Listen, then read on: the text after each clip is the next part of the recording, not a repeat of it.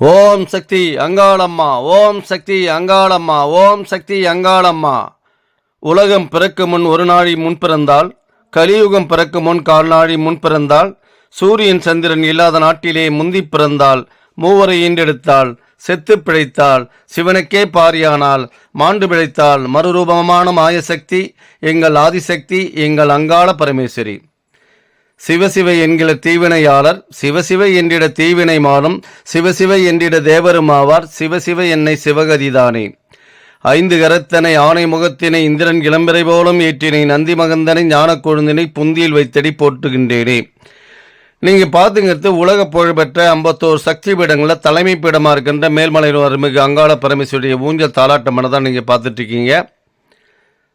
வருகின்ற மாசி மாதம் மகா சிவராத்திரி மேற்கொண்டு பார்த்தீங்கன்னா இந்த மாதம் ஊஞ்சல் உற்சவம் கிடையாது, அம்மாவுக்கு உகர்ந்த நாள். இந்த மாசி மாதத்தில் தான் அம்மா வெளி உலகத்துக்கு வருவாங்க. கலியுகத்தின் கண்கண்ட தெய்வமாக இருந்துட்டுருக்காங்க. மக்கள் எந்த மாதிரிலாம் துன்பப்படுறாங்க, அவங்க மக்கள் எந்த மாதிரி செழிப்பாக இருக்கிறாங்க அப்படிங்கிறதெல்லாம் பார்க்குறதுக்காக தான் வெளி உலகத்துக்கு நம்ம அழைச்சிட்டு வரோம். ஏன்னா சாமி கருவறையிலே இருந்தால் போதாது, கருவறை விட்டு வெளியே வந்தால் தான் நாடு நகரங்கள்லாம் என்ன மாதிரி இருக்கிறாங்க, மக்கள் எந்த மாதிரி இருந்துட்டு இருக்காங்க அப்படிங்கிறதெல்லாம் தெரிய வரும் தான். எல்லா ஒரு கோயிலும் அங்காளம்மன் கோயில் எங்கெங்கே இருக்குதோ அத்தனை கோயிலும் அம்மா வெளியே வெளி உலகத்தை பார்ப்பாங்க. நாளுக்கு நாள் வளர்ச்சி அடைஞ்சிருக்கிறத தவிர குறைஞ்சதில்லை. இந்த மாசி மாதத்தில் தான் சிவனுக்கு பிரம்மகத்தி தோஷம் நீக்கப்பட்டது. அவர் அந்த லிங்க வடிவத்திலேருந்து அவருடைய முழு உருவச்சிலையிலேருந்து பார்த்திங்கன்னா லிங்கமாக மாறுறது இந்த மாசி மாதம் தான். மகா சிவராத்திரி தான். அதாவது சிவன் ராத்திரிங்கிறது எல்லா மாதத்துலேயும் வரும். ஆனால் மகா சிவராத்திரின்றது எதுக்கு சொன்னாங்கன்னு சொன்னால், இன்றையிலேருந்து தான் அவர் விடுதலை ஆகிறதான். அதாவது பிரம்மனுடைய சிரசை கிள்ளதால தான் அவருக்கு பிரம்மகத்தி தோஷம் பிடித்தது. அந்த பிரம்மகத்தி தோஷத்திலேருந்து விடுபட்டு வெளிவர இதுதான் நாள் தான் மகா சிவராத்திரி. அதான் திருவண்ணாமலை மலையாக காட்சி கொடுத்துருக்கிறார். அதான் நீங்கள் பார்த்துருக்கலாம். இந்த மாசி மாதத்தில் எந்தெந்த நாளில் என்னென்ன திருவிழா நடத்துகிறோங்கிறத நம்ம பதிவுகள் நிறைய பேர் கேட்குறீங்க. அதுக்குண்டான பதிவுகள் தான் நம்ம கொடுத்துட்டு வர போகிறோம். மாசி மாதம் 14ஆம் தேதி 26/2/2025 புதன்கிழமை மகா சிவராத்திரி, கொடியேற்றம், சக்தி கிரகம். அன்றைக்கி தான் நைட்டு சக்தி கிரகம் ஆடிக்கிட்டு வருவோம். அன்றைக்கி கொடியேற்றுவோம். மகா சிவராத்திரி அன்றைக்கி தான். அது என்றைக்குன்னு பார்த்தீங்கன்னா 26/2/2025 புதன்கிழமை. அடுத்தது பார்த்தீங்கன்னா உங்களுக்கு மாசி 15 27/2/2025 வியாழக்கிழமை அமாவாசை வருது. அந்த அமாவாசையில் தான் காலையில் மயான கொள்ள விரதலாம். காலையில் 10 மணிக்கு பார்க்கலாம். நீங்கள் மயான கொள்ள விரதத்தை வந்தீங்கன்னா பார்க்கலாம். அமாவாசைக்கு ஊஞ்சல் தாலாட்டு கிடையாது. அந்த மயான கொள்ள விரதம் சிறப்பாக இருக்கும். மேற்கொண்டு பார்த்தீங்கன்னா மாசி 18/2/3/2025 ஞாயிற்றுக்கிழமை தீமிதி திருவிழா. ஆனால் நிறைய பேர் பக்தர்கள்லாம் மாலை போட்டுக்கிட்டு அன்றைக்கி தீமிதி திருவிழாவில் கலந்துக்குவாங்க. மாசி 20/4/3/2025 செவ்வாய்க்கிழமை திருத்தேர் வடம் பிடித்தல். தேர் செவ்வாய்க்கிழமை வருது. இதே திருவண்ணாமலை தேரும் இதே மாதிரி பார்த்தீங்கன்னா செவ்வாய்க்கிழமை தான் வந்தது. அம்மாவுக்கும் இங்கே செவ்வாய்க்கிழமை தான் திருத்தேர் வடம் பிடிக்கிறோம். மாசி 23/3/2025 வெள்ளிக்கிழமை தெப்பல் உற்சவம் நடக்கும்.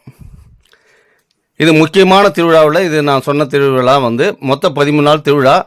அந்த 13 நாள் திருவிழாவில் முக்கியமான திருவிழா தான் நம்ம கொடுத்துருக்கோம்.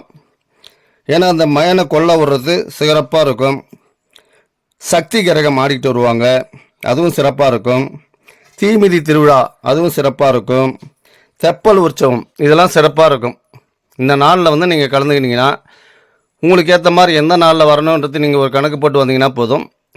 ஏன்னா இது வரைக்கும் நான் வந்ததே இல்லை, மலையனூர் கோயிலுக்கு வந்ததே இல்லை அப்படின்றவங்க இந்த மாசி மாத தேர் திருவிழாவிலேயாவது நம்ம கலந்துக்கணும். கலந்துட்டிங்கன்னா உங்களுடைய பிரச்சனைகள் அத்தனையுமே விடுதலை ஆகும். ஏன்னா சிவனுக்கும் அந்த அங்காள பரமேஸ்வரிக்கும் இங்கே தான் விமோசனம் கிடைச்சது. அதனால் கெட்ட சக்திகள், துஷ்ட சக்திகள் எல்லாமே இந்த இடத்துல அமானுஷ சக்தி எல்லாம் விளக்கப்பட்டிருக்கு. திருமண தடை, குழந்தையின்மை, தொழில தடை, எதிராளி சூழ்ச்சி, செய்வினை கோளாறு, பேய் பிசாசு, பில்லி சூன்யம், எந்த செயல்களாலும் பாதிக்கப்பட்டவங்க இந்த இடத்துல வரவங்க அத்தனை பேருக்கு ஒரு நிரந்தர தீர்வு கிடைக்குது. இந்த மாதத்தில் மாசி மாதத்தில் அம்மாவால் பயனடைந்தவர்கள் எக்கச்சக்கமான பேர் இருந்தபடியே இருந்திருப்பீங்க. அவங்க எல்லாமே இப்போ அம்மாவுக்காக நம்ம சிறப்பு மிக்க இந்த பூஜை வழிபாட்டு முறையில் நம்ம கலந்துக்கணும். உங்களுடைய பங்களிப்பு இருக்கணும். ஏன்னா இந்த கோயிலில் வந்து மாசி மாதத்தில் 13 நாள் திருவிழாவும் நடத்துகிறோன்னா எந்த மாதிரி இருக்கும்? பிரம்மாண்டமாக இருக்கும். ஒரு திருவிழா நடத்துறதே ரொம்ப கஷ்டம். 13 நாளைக்கும் திருவிழா எப்படி இருக்குன்னா களைகட்டும். நீங்கள் வந்து பார்க்கலாம். ஒவ்வொரு நாளும் அவ்வளோ சிறப்பாக இருக்கும். ஏன்னா இந்த மாதம் வந்து வேண்டுதல் வைக்கிற நேரம் இல்லை, அம்மாவுக்காக நம்ம சிறப்பாக ஒரு பூஜைகள் நடத்துகிற நேரம், அம்மாவுக்காக ஒரு இந்த பூஜையில் கலந்துக்கிற நேரம். ஏன்னா உங்களால் வந்து என்ன செய்ய முடியுமோ அதை செய்யலாம். சாப்பாடு, அன்னதானங்கள், கிடா வெட்டி விருந்து போடுறது, அம்மாவுக்காக என்ன நேர்த்திக்கடன் இருக்குதோ அந்த அளவு போடுறது, கஞ்சுலி வேஷம் கட்டுறது, கிரகம் எடுத்து வர்றது, அங்கங்கே அந்த கோயில் பூசாரிகளாம் இருப்பாங்க. அவங்களாம் வந்து பார்த்திங்கன்னா அந்த அமாவாசைக்கு வர்றவங்க அத்தனை பேருமே இந்த மாசி மாதத்தில் அப்படியே அந்த அக்னிகூடத்துலேருந்து ஆடிட்டு வருவாங்க. அந்தந்த ஊர் பூசாரிகளும் சரி, அந்தந்த கோயிலுடைய எல்லாருமே வர்றவங்க அத்தனை பேருமே. ஏன்னா இந்த பூஜையில் வந்து எல்லாருமே கலந்துக்கணும். பயனடைந்தவர்கள் இது வரைக்கும் நான் பயணம் செஞ்சிட்ருக்கேன், மாதம் வர அம்மா வந்து எனக்கு எந்த குறையும் வைக்கலை அப்படின்றவங்க இந்த பூஜை திருவிழாவில் நீங்களும் உங்களுடைய பங்களிப்பு இருக்கணும். நீங்கள் வந்து 100 போட்டாலும் சரி, 500 போட்டாலும் சரி, 1000 கொடுத்தாலும் சரி, இந்த கோயிலுக்கு நன்கொடை கொடுத்தாலும் சரி, அதில் நீங்களும் ஒரு இந்த கோயிலுக்கு ஒரு அங்கீகாரம் உங்களுக்கு இருக்குதுன்னு தான் அர்த்தம். ஏன்னா நம்ம வந்து நிறைய பேர் வந்து பயனடைஞ்சிருப்போம். கெட்ட சக்தியால், பேய் பிசாசு, பில்லி சூன்யம், ஏவல், செய்வினை கோளாறு, மேற்கொண்டு பார்த்தீங்கன்னா தொழிலில் தடை, எதிராளிகள் தடை, எந்த சூழ்ச்சியாக இருந்தாலும் இந்த இடத்துல வந்து விடுபடுறது. அதனால் வந்து இதுதான் நான் வரேன் வரேன்னு சொன்னால் நீங்கள் இந்த கோயிலுக்கு வந்து இந்த மாசி மாதத்து தேர் திருவிழாவில் வந்து கலந்துங்க. நீங்கள் பார்த்துக்கிறது வந்து தேர் சக்கரம், அதுக்குண்டான பெயிண்டிங் அடித்து எல்லாமே புதுசாக வந்து பீடங்கள் சொல்லுவாங்க. பீடம், சக்கரங்கள் அப்படியே இருக்கும்.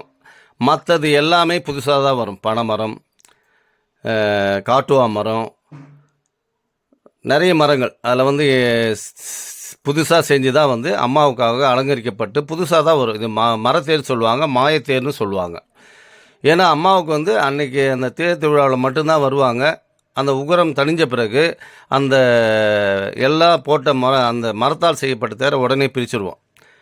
மறுபடியும் அடுத்த வருஷம் புதிய தேர். இந்த மாதிரி தான் அம்மாவுக்கு வந்து புதுசாக தான் இது வரைக்கும் வந்து வருஷம் வந்து புதிய தேர் தான் செஞ்சிட்ருக்கோம். அம்மா வந்து எல்லாத்துக்குமே வழிவிட்டுருக்காங்க. கொரோனா காலத்துலேயும் இது வரைக்கும் தேர் வந்து நின்னதே கிடையாது. ஏன்னா கொரோனா காலத்தில் கூட நான் நின்றுடுமோன்னு நினச்சிருந்தோம். அம்மா வேண்டணும், என்னம்மா எல்லா ஊர்லேயும் வந்து தேர் திருவிழாலாம் நடக்க முடியாத சூழ்நிலை இருக்குது, நமக்கு ஏதாவது வழி விடுவீங்களான்னு கேட்கும் போது பார்த்தீங்கன்னா அம்மா வழிவிட்டாங்க. நிச்சயமாக அந்த தேர் திருவிழாவை சிறப்பாக நடத்தி கொடுத்தாங்க. அது எங்களுக்கே ஒரு பிரமிப்பாக இருக்குது. அதுவும் இல்லாத பார்த்தீங்கன்னா இங்கே என்ன ஜெயிக்குதோ அதுதான் அங்கே ஆட்சியை அமைக்க முடியும். திமுக ஜெயிச்சா திமுக தான் அங்கே உட்காருவாங்க, ஏடிஎம்கே ஜெயிக்குதுன்னா ஏடிஎம்கே தான் உட்காருவாங்க. அப்படி ஒரு மகிமை இந்த இடத்துக்கு. அதுவும் இல்லாத பார்த்தீங்கன்னா 234 தொகுதிகள் பார்த்தீங்கன்னா சொல்கிறோம். அந்த 234 தொகுதி அந்த பஸ்ஸு வந்து இங்கே தான் வந்து போகும். 234ன்ற பஸ்ஸே வந்து மலையனூருக்கு இருந்து சென்னை, விழுப்புரம் எல்லா ஊருக்கும் போயிட்டுருக்கு. எதுக்கு சொல்கிறேன்னு சொன்னால் ஏதோ ஒரு கனெக்டிவிட்டி இருக்குது. அம்மாவுக்கும் அங்கே மேலே உட்காரத்துக்கும் வந்து பல கனெக்டெலாம் இருக்குது. இந்த மலையான காளிக்கு தான் இவ்வளோ தேர் திருவிழா எல்லாமே நடந்துகிட்ருக்கோம். எல்லாருமே பக்தர்கள், பயனடைஞ்சவங்க, இது வரைக்கும் வராதவங்க, கெட்ட சக்தியால் பாதிக்கப்பட்டவங்க அத்தனை பேருமே இந்த இடத்துல வந்து போங்க, நிச்சயமாக பலன் கிடைக்கும். நிறைய அமானுஷ்ய சக்திகள்லாம் இந்த இடத்துல நிறைய இருக்குது. பேய் பிசாசு எல்லாத்தையுமே ஓட்டலாம், செலவில்லாமல் ஓட்டக்கூடிய டைம் கூட இருக்குது இந்த மாசி மாதத்தில் வந்து. இது எல்லாமே நான் குறித்து கொடுக்குறேன். அந்த நாளில் வந்து பயன்படுங்க. குழந்தை இல்லாதவங்க அந்த சாப்பாடு வந்து மயனக்குள்ள ஒரு சாப்பாட்டை சாப்பிட்லாம். மேற்கொண்டு இதுக்கெல்லாம் என்னென்ன வழிமுறைகள் இருக்குன்றது நான் தொடர்ச்சியாக சொல்லிட்டு வருவேன். அந்த பதிவுகள் நீங்கள் பார்த்துட்டே வாங்க.